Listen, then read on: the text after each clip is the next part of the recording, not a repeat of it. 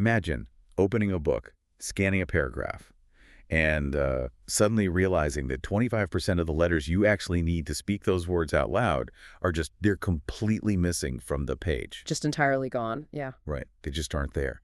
And I mean, as an English speaker, your immediate reaction to that is probably just panic because you're used to every single vowel being explicitly printed, spoon-feeding your brain the phonetic data it needs to decode a word. Exactly. We rely on that crutch so heavily. We really do. But what if a language demanded more from you?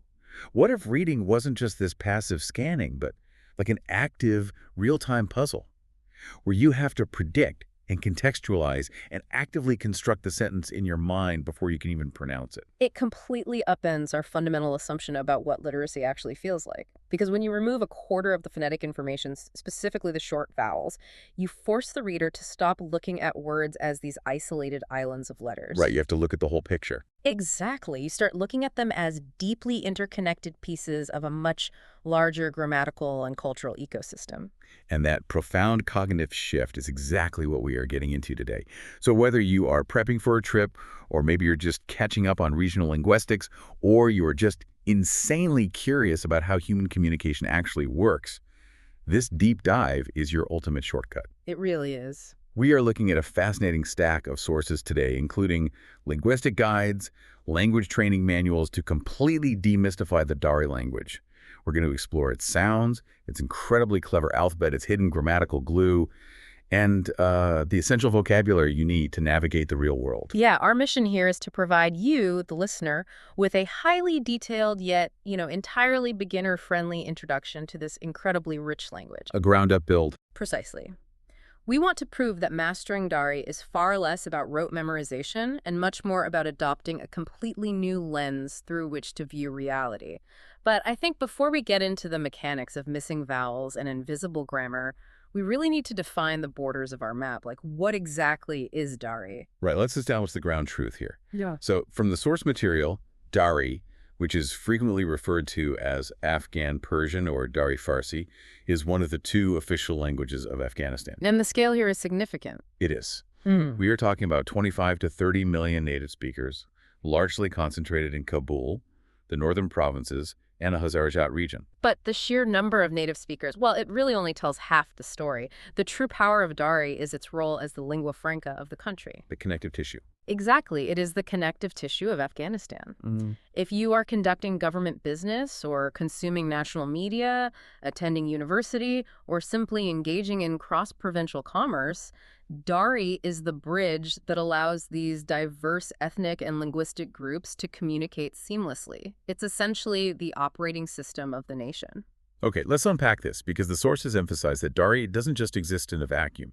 It sits on what linguists call the Persian dialect continuum, which means it's part of a much larger, very ancient linguistic family. Yeah, it's a massive family. If you imagine a vast geographic and cultural spectrum stretching all across Central and Western Asia, you'll find three major standard varieties of Persian. Okay, lay them out for us. So over on the western edge of this continuum, you have Iranian Persian, which is often simply called Farsi, and that's spoken by roughly 55 million people in Iran.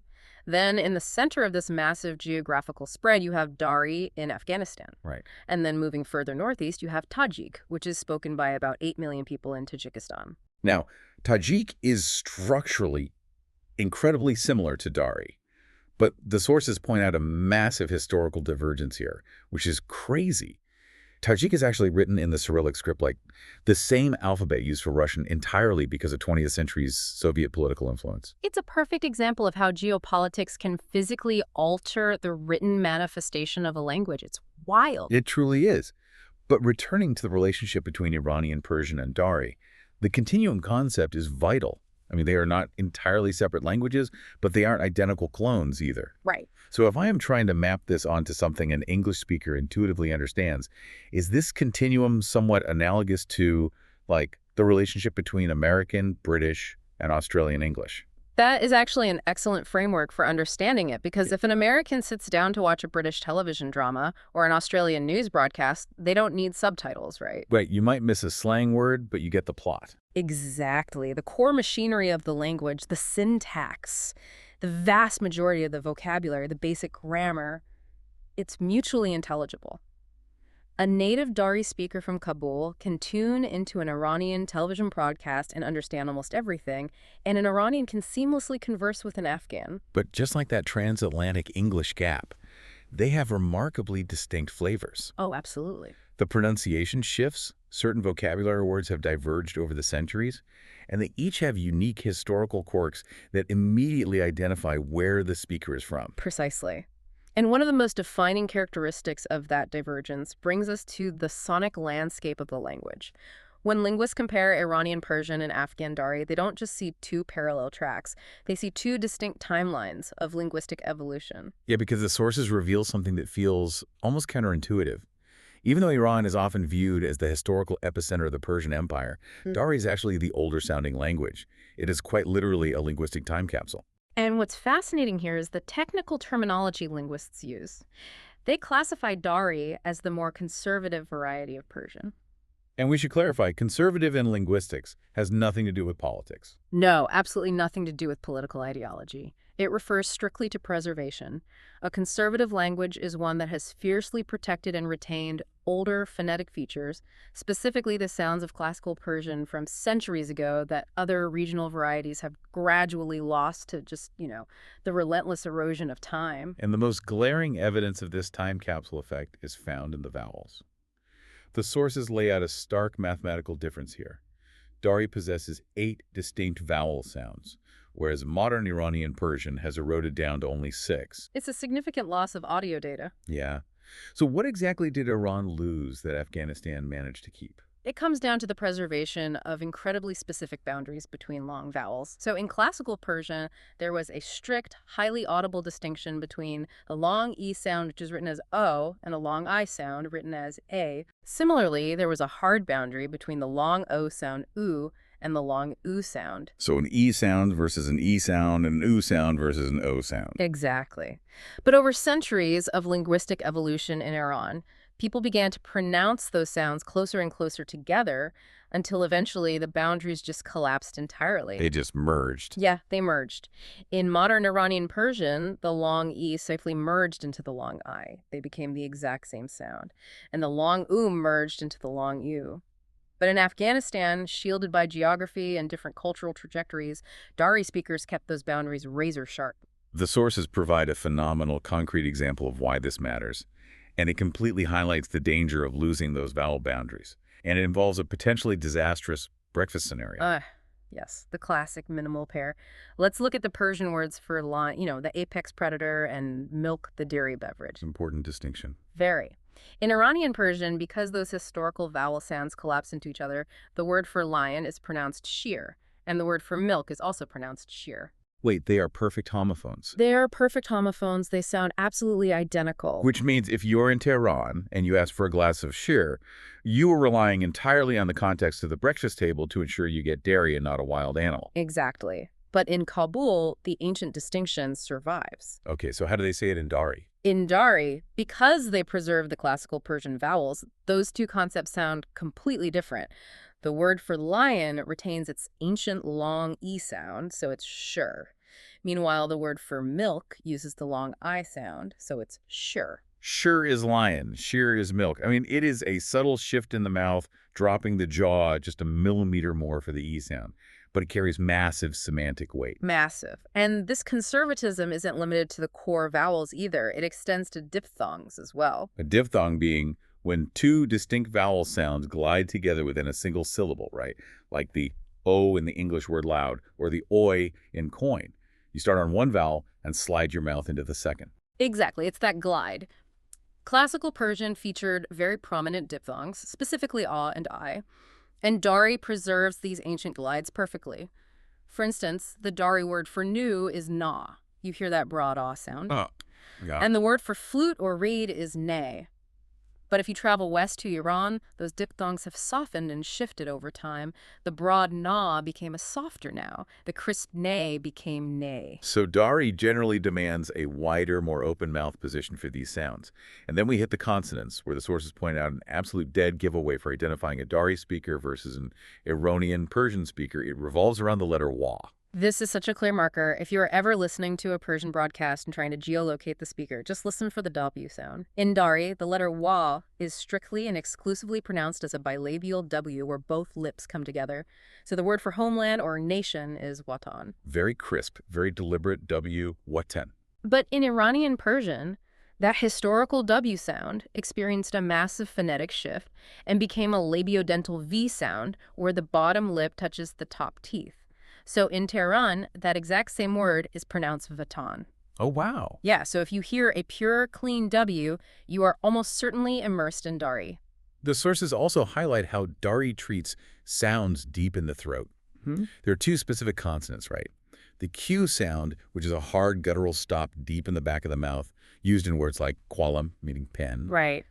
And then there is the J sound, which is a voiced fricative, kind of like gargling, lightly used in words like golam, meaning servant. And this is another major split. In modern Iranian Persian, those two incredibly distinct throat mechanics simply surrendered to each other and merged into a single unified gay sound. They lost the hard stop of the Q entirely. Dari keeps them separated. Dari demands that the speaker maintain the physical discipline to articulate the difference. Qualam is sharply different from golam. Furthermore, Dari keeps it short, a sound remarkably crisp and bright. Give us an example of that. So the word for I or me is man, M-A-N. In Iran, that short eh has drifted toward an A sound, sounding closer to mean, but Dari stay sharp, man. So putting all of this together, the preserved long vowels, the ancient diphthongs, the distinct W, the separated throat consonants, it leads me to a major realization about the mechanics of this language. If I am a learner, actively choosing to study Dari, does this older, more conservative sound system actually give me a phonetic advantage? It's a great observation, and it raises an important question about the cognitive load of learning a new language. A minimal pair, like our sure and sure example, is a linguistic term for two words that sound completely identical except for one tiny single phonetic element. Right, the one vowel difference. Because Dari has retained so many more distinct vowels and consonants than Iranian Persian, it naturally possesses a vastly larger inventory of minimal pairs. It creates a landscape with far more hard boundaries between words. Exactly. From a purely acoustic perspective, Dari is a richer sound system. It absolutely forces the speaker to be more precise with their mouth because, getting lazy with a vowel won't just make you sound like a foreigner. It might fundamentally change the vocabulary word you are using. You might order a lion instead of milk. Exactly. Having that expansive phonological landscape makes Dari incredibly vibrant and demanding to listen to. You cannot rely on context alone. You have to listen to the specific acoustics of the syllable. Which feels like the perfect pivot point. Because now that you, the listener, understand the acoustic demands of Dari, what it actually feels like to speak these ancient preserved sounds, we have to look at how this complex sonic landscape is captured on a physical page. We need to crack the code of the Dari alphabet. And this is where the history of the region becomes visible in the ink. Dari utilizes the Perso-Arabic script. It is written horizontally, from right to left, and the letters are highly connective. Essentially cursive, right? It operates essentially like a cursive script, yeah. The letters physically change their shape, their visible form, depending on whether they appear at the beginning, the middle, or the end of a word. And depending on how linguists categorize certain phonetic placeholders, the alphabet consists of either 32 or 33 distinct letters. Now, if you are a listener who happens to have studied Arabic in the past, the source materials offer a massive wave of relief here. Oh, a huge relief. Because the Persian languages adopted the Arabic script centuries ago following the Islamic conquests, the vast majority of the Dari alphabet is just the Arabic alphabet. It is a phenomenal head start. If you know Arabic letters, you're mostly there. But when the Persians initially adopted the script, they ran into a significant anatomical problem. The Persian language naturally contains sounds that simply did not exist in the Arabic language. Aramaic had no letters to represent them. So they couldn't just import the alphabet wholesale, they had to modify it. They essentially took the Arabic chassis and bolted on some custom Persian modifications. Precisely. They took existing Arabic letters that looked somewhat similar to the sounds they needed, and they added diacritical dots or strokes to create entirely new letters. There are 4 specific new Persian letters that you will never see in standard Arabic. Let's walk through these 4 inventions because they are incredibly common sounds. The first one is designed to capture the P sound. Right. Arabic does not have a native P sound. They use B. So the Persians took the Arabic letter ba, which looks like a shallow boat with a single dot underneath it. Okay, a boat with one dot. To make the P sound, they kept the boat shape but added 2 more dots, making it 3 dots underneath. This new letter is called pe. It is essential for core vocabulary. For instance, the word for father is padar. Without the invention of pe, they literally couldn't write it. The second modification covers the meech sound, like in the English word church. They called this letter cha. They based it on the Arabic letter jim, which makes a J sound and looks like an angled hook with 1 dot in the belly. Okay, hook with a dot. To make it a she, they simply increase the dots in the belly to 3. This gives us the ability to write words like che, which means tea. Ah, chai. Makes sense. The third letter is fascinating because it represents a sound that English actually struggles with. We don't even have a single dedicated letter for it in our own alphabet. It's that vibrating Z sound you hear in the middle of words like measure or vision. The Persians needed this sound frequently, so they created the letter Z. They took the Arabic letter za, which looks like a curved slash with 1 dot on top, and following the pattern, upgraded it to 3 dots on top.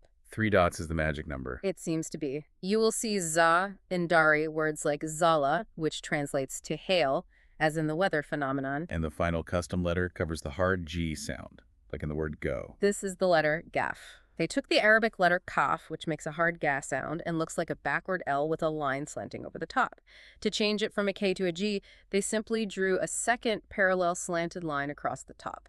It's used constantly in words like garm, which means hot. So the Persians expanded the Arabic script by inventing pei, cho, za, and gaf.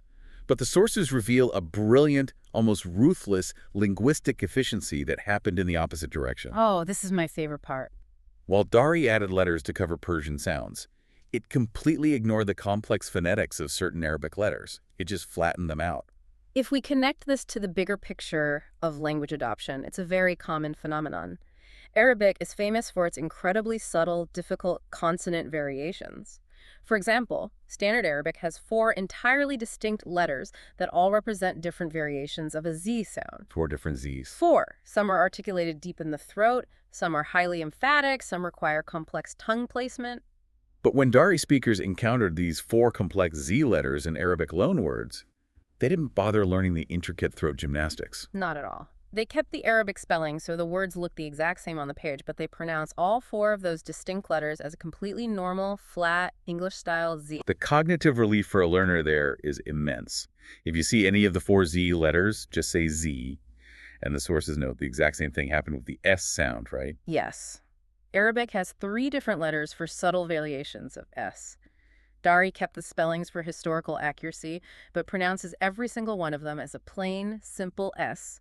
It completely decouples the visual complexity of the spelling from the acoustic simplicity of the speech. It makes speaking the language significantly easier, even if the spelling tests remain challenging. Very true. But here's where it gets really interesting, and we return to that terrifying hook from the beginning of our deep dive. We've mastered the consonants. We know the 32 letters. But when you look at a Dari newspaper, or a street sign in Kabul, or a novel, the vowels are missing. This is the defining characteristic of the Perso-Arabic script. It is what linguists formally classify as an abjad, or more accurately, an impure abjad. In an abjad system, the letters primarily represent consonants. But you can't speak without vowels. It's physically impossible to make a word without them. Exactly. Now, Dari does use letters to represent long vowels. The drawn-out A, the deep U, the sharp E, those are visible on the page.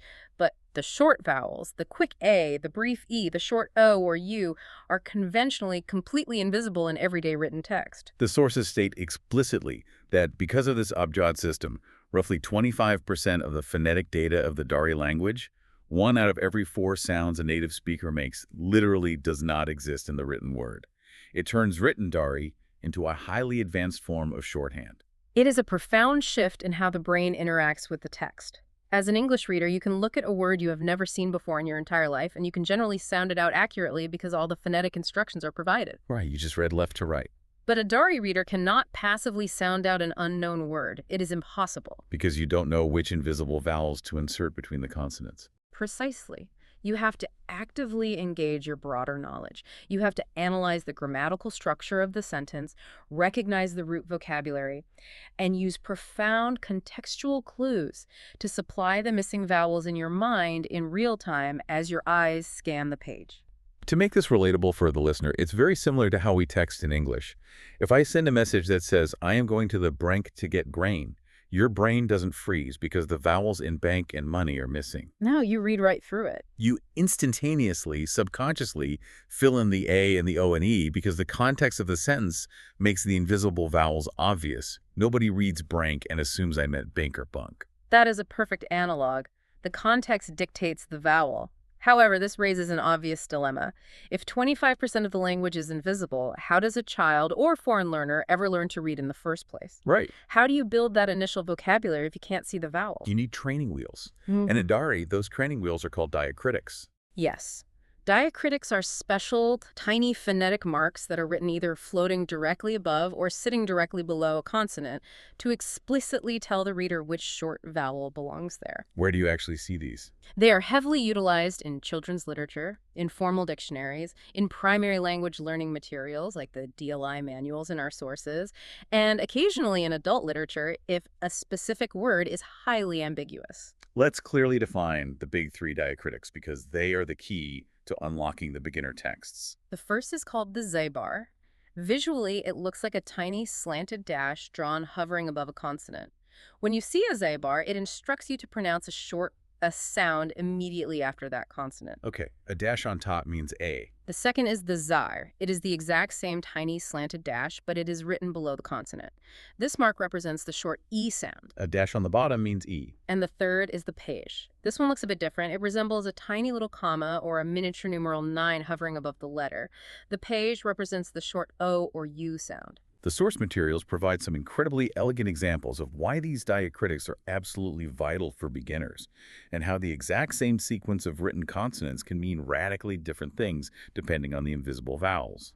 Let's run a mental simulation for you, the listener. This is a great exercise. Imagine you are looking at a piece of paper. Written from right to left are just two letters. A P, which is the P sound, and a ray, which is the R sound. PR, that's all you see. Without context, that PR combination is a locked door. But if a teacher comes along and draws a za-bar, the slanted dash above the P, it injects the short, a sound, the word becomes par, and par means feather. But if the teacher erases the za-bar and instead draws a pish, the little comma shape above the P, it injects the U sound. The word becomes per, and per means full. So in a normal newspaper without diacritics, PR could be feather or it could be full. You only know which one by reading the surrounding words. Let's look at another classic pairing. You see a sin, the letter S, followed by a ray, the letter RSR. If the invisible vowel is a Z-bar, the word is psi, which translates to head. But if the invisible vowel is an E, a Z-er, the word is ser, which translates to secret. Head versus secret, both spelled SR. And perhaps the most famous example from the training materials is a dal, the letter D, connected to a mim, the letter MDM. If you apply the E sound, the word is dam, meaning breath. If you apply the U sound, the word is dumb, meaning tail. Breath and tail. The sources actually highlight a mnemonic joke used in classrooms to teach this. You see the letters DM in a sentence, and you have to ask yourself, is this man out of damn breath, or is he out of dumb tail? The logic of the reality dictates the vowel. This shorthand reality ensures that literacy in Dari is a deeply active, highly engaged cognitive process. You are constantly forecasting the narrative trajectory of the sentence to predict the phonetic shape of the upcoming words. Which is intellectually thrilling. But understanding how isolated letters form isolated words is only the first layer of the atmosphere. The real gravitational pull of Dari, the mechanics of how it actually structures reality, is found in how those isolated words connect to each other to form complex thoughts. This is where it gets really beautiful. Which brings us to a grammatical concept that fundamentally alters how a speaker organizes information. Yes, we must examine the izafa. This concept is arguably the most critical pivot point for an English speaker learning Dari, because in English, our grammar is largely built on proximity. If I want to describe a noun, I just take an adjective and I park it directly in front of the noun. Red carpet, heavy book, The words just sit next to each other, independent but adjacent. Dari completely rejects that model. Completely. It does. Dari requires a physical, or rather a sonic bridge to prove that two words are related. You cannot just place an adjective next to a noun and expect the listener to understand they are connected. You have to actively link them. That vital structural link is the izafa. The sources define the izafa as an added unstressed E, sound very similar to a quick, short E in English that gets firmly tacked onto the end of a noun. And it serves two massive architectural purposes. It either binds a noun to its descriptive adjective, or it establishes a chain of possession. And what's fascinating here, returning to our discussion of the Abjad script, is that this crucial E sound is spoken in every single sentence, but it is almost never explicitly written down in standard Dari text. Wait, it's spoken but not written. It is a completely invisible grammatical bridge. You just have to know to say it. To visualize this, I like to think of the izafa as a heavy-duty trailer hitch on the back of a pickup truck. The truck is your primary noun, the core subject of your thought. If you want to pull a trailer behind that truck, say, an adjective that describes it, or a possessor who owns it, you can't just park the trailer directly behind the bumper. It'll just sit there on the road. You need a mechanical hitch to lock the trailer to the truck. I love that. That tiny, invisible, spoken E sound is the hitch. That analogy captures the mechanics perfectly. Let's demonstrate this with adjectives first, because it reveals a massive structural inversion from English. In English, we say red carpet. The adjective, the color red, arrives in the listener's ear first. But in Dari, the sequence flips entirely. The primary noun must arrive first, followed by the izafa hitch, followed by the descriptive adjective. So we know from the vocabulary sources that the Dari word for carpet is qualin, and the word for the color red is cirque. You absolutely do not say cirque qualin. No, that would sound like broken, disjointed concepts to a native speaker. You deploy the trunk first, qualin, and you attach the invisible E-hitch to the bumper, creating qualin. Now the listener's brain knows a trailer is coming. Finally, you attach the adjective trailer, cirque. Qualin E cirque. Carpet hitch red. Exactly. Let's try another. The word for pen is qualim. The word for green is sabs. To say green pen, you deploy the noun, add the hitch, attach the color. Qalam es sabs. The elegance of it is so satisfying, and the sources show that this exact same hitch mechanism is used to show possession. It completely replaces the English apostrophes or the word of. Right. If you want to express my brother, you don't say my and then brother. You start with the noun being possessed. The word for brother is barader. The word for I or my is man. You take the noun, add the hitch, and attach the owner. Baradar E, man. Literally. Brother hitch mine. Exactly. Or if you want to say Ahmad's house, the core noun is the house, which is kana. You deploy the house, add the hitch, attach Ahmad, kana-e-Ahmad, the house belonging to Ahmad. If we extrapolate this and really consider what this syntactical flip does to the psychology of the conversation, it is quite profound. Because Dari places the noun before the adjective, the listener always hears the concrete reality of the subject before they are burdened with the descriptive details. That is a massive architectural difference in storytelling. In English, we build intense anticipation before the noun ever arrives. If I say to you, as I walked into the dark room, I suddenly saw a massive, terrifying, incredibly hairy, wildly fast... Yeah, your brain is hanging in suspense. Exactly. You have all these adjectives floating in the void, waiting to attach to a subject. Is it a dog? Is it a man? Finally, I say spider, and all the adjectives crash down onto the noun. English creates suspense through delayed subjects. Dari operates on immediate grounding. In Dari, you give the listener the concrete object immediately, and then you use the izafa chain to gradually paint the details onto it. I saw a spider hitch, massive hitch, terrifying hitch, hairy. Right. The listener is secure in the reality of the spider from the very first word, and then they watch you decorate it. It is a fundamentally different way of sequencing reality in the human mind. It completely alters how a speaker constructs an image. And since we are now comfortably attaching adjectives to our nouns, let's look at how we can manipulate the nouns themselves. We need to explore the basic building blocks of the physical world. How do we multiply things? How do you make a noun plural in Dari? Compared to the absolute chaos of English plurals where goose becomes geese but moose stays moose, the rules for pluralization in Dari are refreshingly logical and consistent. Thank goodness. The sources outline two primary suffixes that you physically attach to the end of a singular noun to multiply it, the suffix ha and the suffix an. And the distinction between the two isn't random. It is deeply rooted in the nature of the object itself specifically, whether the object possesses life. Traditionally, yes. The suffix ha is the designated plural marker for inanimate objects. things that do not breathe, objects without agency. So we know the word for book is kitab. To say books, you simply attach the suffix kitab-ha. Kitab-ha, got it. The word for house is kana.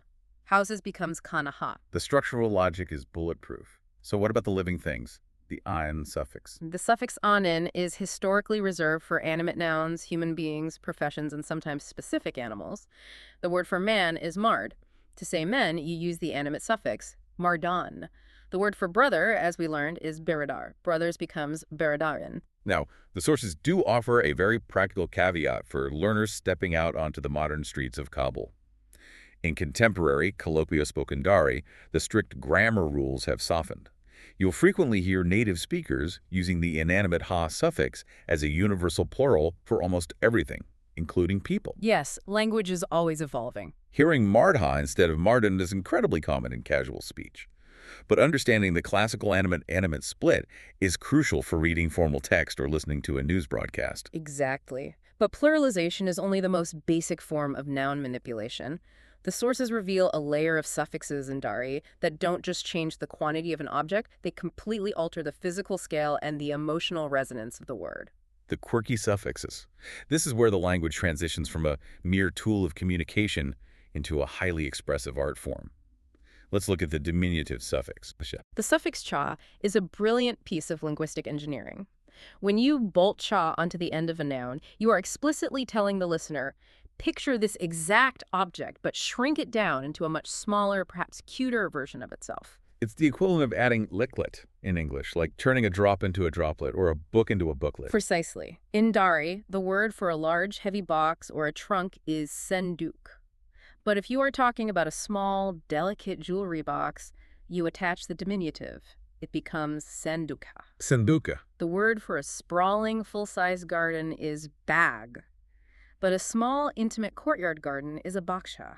It physically resizes the noun in the listener's imagination.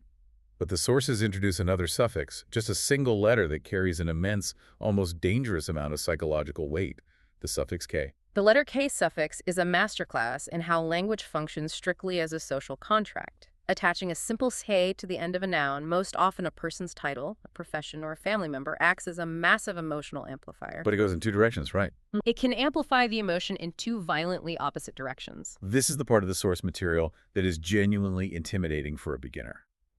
Adding that K can either be an expression of the most profound, tender love, or it can be a devastating, degrading insult. Let's dissect the examples provided in the linguistic text to see how this duality works. Consider the word for girl or daughter, which is doktar. If a mother is speaking to her young daughter, she might soften her voice, attach the K, and call her doktarak. In that intimate environment, the K is bathed in affection. It translates emotionally to my sweet little girl. It elevates the warmth of the noun. Absolutely. But now, take the word for a grown man, which is mardad. If you are speaking about an adult male and you intentionally attach the K to create mardak, you are not calling him a sweet little man. Oh, definitely not. You are actively stripping him of his dignity. It is a severe insult. It implies he is petty, insignificant, less of a man, or cowardly. The exact same mechanical gear, just slapping a K on the end of a word, is used to cradle a child with love and to linguistically kneecap an adult man. So, as a learner, how do you navigate that minefield? If a shopkeeper adds a K to my title, how do I know if I should shake his hand or walk out of the store? This is where we must acknowledge that learning vocabulary is useless without learning emotional intelligence. The meaning of the hey cannot be found in a dictionary. It is dictated entirely by tone of voice, body language, facial expression, and most importantly, the established power dynamic and intimacy of the relationship. It's context dependent to the extreme. Yes. If a carpenter does a structurally disastrous job on your roof and you refer to him as Najarak, attaching the K to Najar, the word for carpenter, the context of the ruined roof, makes the degradation obvious. You're calling him a pathetic excuse for a carpenter.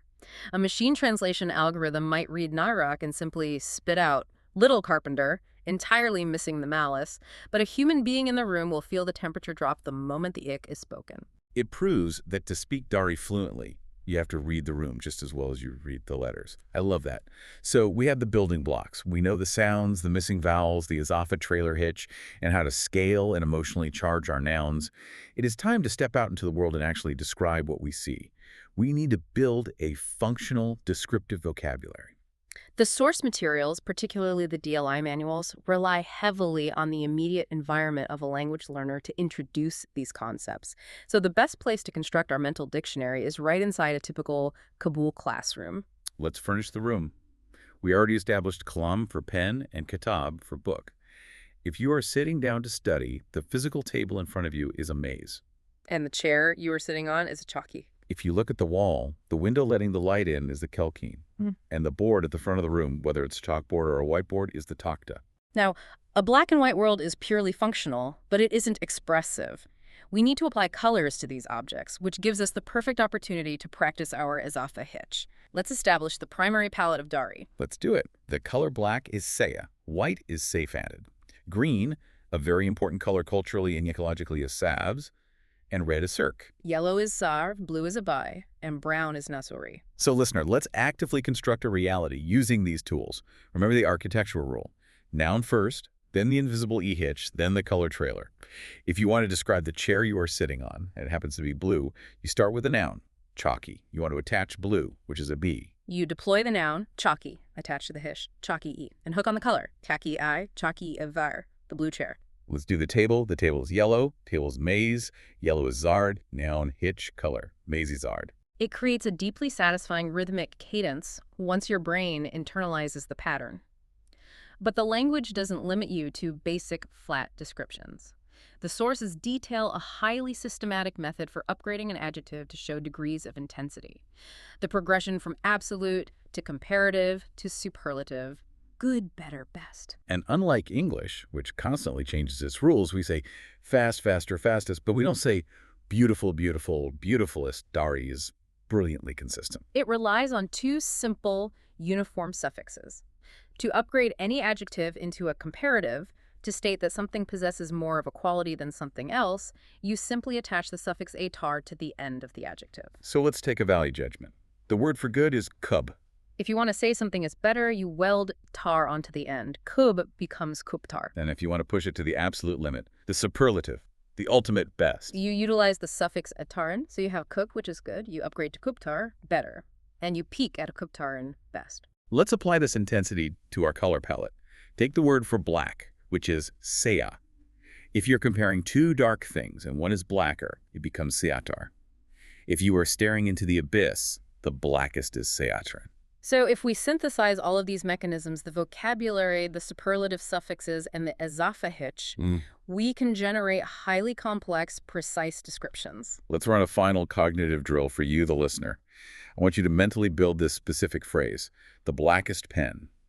Think about the components. The noun is qualm. The base color is saya. The superlative suffix to make it the most is izatarin. Let's assemble it. We begin with the foundation, the noun, seatern. We apply the invisible hitch to the bumper, column A. We upgrade our adjective to the superlative, seater. We lock them together, column A seatorin, the blackest pen. The empowerment a learner feels when they finally construct a multi-layered phrase like that, purely from understanding the internal logic of the language rather than just memorizing a phrasebook, is immense. It's the moment the matrix code turns into a readable world. But classrooms and color drills are inherently safe environments. Language evolved to help us survive and negotiate the unpredictability of the outside world. It is time to leave the classroom, step out onto the chaotic streets of a city like Kabul, and learn how to navigate. And the ultimate tool for navigating human infrastructure is mathematics, specifically numbers. If you possess the ability to count, you possess the ability to purchase sustenance, secure transportation, and organize time. The sources provide the base 10 foundation, and you can clearly hear the ancient Indo-European echoes in these sounds. Let's walk through 1 to 10. 1 is yak, 2 is du, which sounds suspiciously like dual or duo, 3 is say, 4 is chahar, 5 is pench. Continuing the sequence, 6 is shash, 7 is haft, 8 is hashed, 9 is nu, and 10 is da. And as you move up the scale, the 10s remain crisp. 20 is best, and 40 is chahil. Now, possessing numbers allows you to understand the answers you receive. But you must first have the ability to demand those answers. You need interrogatives. You need to question the world. The sources outline the core arsenal of question words in Dari. And interestingly, nearly all of them utilize the hard chik or k sounds, making them very punchy and distinct in a sentence. The word for what is cheek. The word for who is ki. Where is koja? When is K? Why is chera. And the absolute most critical interrogative for any traveler, how many or how much, is chand. So how do these raw ingredients, the numbers and the interrogatives, combine in a high-stakes, real-world scenario? The sources provide a highly detailed, culturally specific example. The intricate social dance of hiring a taxi in Afghanistan. This is a scenario where linguistic proficiency instantly collides with cultural reality. If you land in London or New York and slide into the back of a taxi, the transaction is outsourced to a machine. A digital meter on the dashboard calculates the distance and dictates the cost. You can endure the entire ride in absolute silence. But the sources explicitly warn that in Afghanistan, the vast majority of taxis do not operate with meters. The machine does not save you. The transaction relies entirely on human negotiation. So it's a verbal contract. Exactly. It requires a verbal contract. The cultural expectation is that the passenger must clearly state their destination and fiercely negotiate the price of the journey before any part of their body enters the vehicle. If you make the mistake of opening the door and sitting down first, you have physically surrendered all of your negotiating leverage. You are trapped in their space. So let's simulate this. You are standing on a dusty, bustling street. First, you need to locate a cab. You deploy the interrogative for where, which is koja. You ask a bystander, taxi as koja begjaram. Where can I get a taxi? Once a yellow cab pulls over, you lean down to the window. You do not get in. You immediately deploy the interrogative for how much, which is chand. You ask the driver, chand bejard, how much do you charge? The driver looks at you, assesses the destination, and fires back a number using the counting system we just learned. He might say, "Do sad Afghani. Do is 2, sad is 100. 200 Afghanis." And suddenly you are in the arena. You are standing on the street, deploying numbers, using the grammar, pushing back on the price, establishing a mutual agreement. It is a high cognitive load interaction for a beginner. However, the sources do provide a very practical, stress-reducing alternative for cautious tourists. If you are residing at a reputable hotel and wish to bypass the street-level haggling, you can approach the hotel front desk. Oh, that's smart. Yeah, the staff will typically call a trusted taxi company and establish a fixed, non-negotiable price on your behalf before the car even arrives. It completely bypasses the linguistic pressure test. A phenomenal pro tip.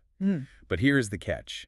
Even if the concierge negotiates the fare, you still have to open the car door, look the driver in the eye, and be a polite, culturally aware human being for the duration of the ride, which leads us perfectly into the final and arguably most important dimension of our deep dive: social graces, familial respect, and the profound weight of Afghan etiquette. In Afghan culture, much like the broader Central and South Asian region, the mechanics of social etiquette are not optional pleasantries. They are the bedrock of societal respect, and that respect is deeply anchored in the concept of the family unit. The sources provide the essential vocabulary for the nuclear family, and this is where the shared history of human migration becomes undeniably audible.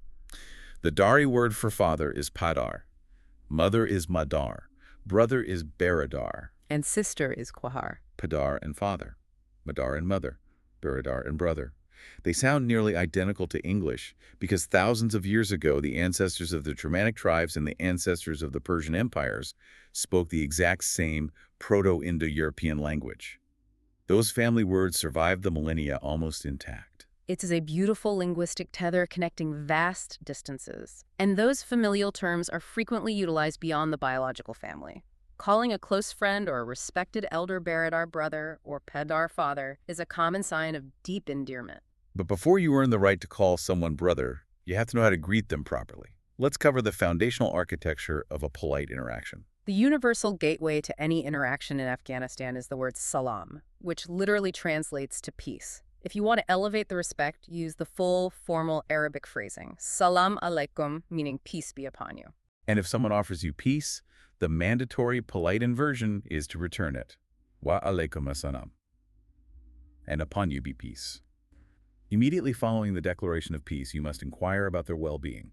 Chadar, Asti, how are you? To which the standard, humble reply is Kub Astam Tashakor. I'm fine, thank you. And when the interaction concludes, the parting phrase is Kuda Hafez. Literally, it translates to, may God be your protector, but it functions universally as goodbye. The sources also arm the beginner with 3 critical diffusing phrases for when the linguistic demands overwhelm you, or you accidentally bump into someone in a crowded market. If you need to apologize or get someone's attention, you say "babakshit, excuse me," or "forgive me." If you're requesting a favor, you soften it with "lotfan, please." And the absolute most vital phrase for any learner to memorize is "Marambi famo." I don't understand. It is the ultimate pressure release valve. But if we connect this vocabulary to the bigger picture of Afghan society, speaking the correct syllables is only 50% of a greeting. The physical choreography of the greeting, where you put your hands, how close you stand, who initiates contact, is highly formalized and rigidly enforced. This is the danger zone. If you just memorize a Dari dictionary in your living room, you might know the word salam, but you could easily commit a massive physical faux pas the second you step off the plane.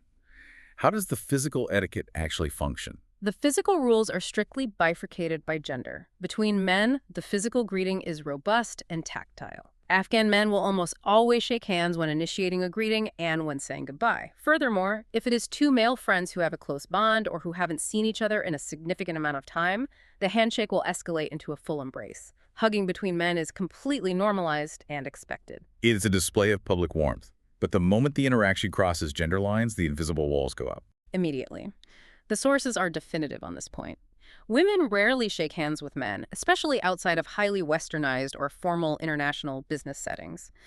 If a handshake is going to occur between a man and a woman, the absolute rule is that the woman must initiate the gesture. She must offer her hand first. A man who presumptuously reaches out to grab a woman's hand is committing a severe breach of respect and boundaries. And what are the physical rules for women greeting other women? It mirrors the warmth of the male interactions. Women will frequently embrace and kiss each other on the cheeks when greeting, but again, the gender boundary remains absolute. A woman will not physically hug a man unless he is an immediate close family member, a padar, or a baradar. Navigating these unspoken physical boundaries is just as vital to your survival in Kabul as knowing how to pronounce the Q in Column. The sources also reveal a fascinating naming convention that reflects the deep patriarchal roots of the society.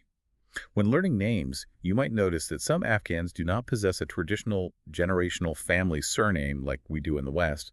Instead, they use a patronymic system. They use their father's first name as their own last name. Yes. So if a young man named Tariq has a father named Daud, Tariq might introduce himself formally as Tariq Daud. It physically embeds the immediate lineage directly into his identity. Understanding these intricate realities, the necessity of the woman offering the hand first, the lineage hidden in the last name, the warmth of the male embrace, this case is what transforms a tourist from a clumsy walking dictionary into a deeply respectful, culturally integrated visitor. It proves to the people you are speaking with that you didn't just study their vocabulary, you valued their world enough to learn its rules. And ultimately, that empathetic connection is the highest purpose of language learning. It really is. Okay, we have excavated a massive amount of linguistic territory today. We began by discovering how Dari operates as a sonic time capsule, fiercely preserving the ancient, distinct vowels of classical Persian that others allowed to slip away.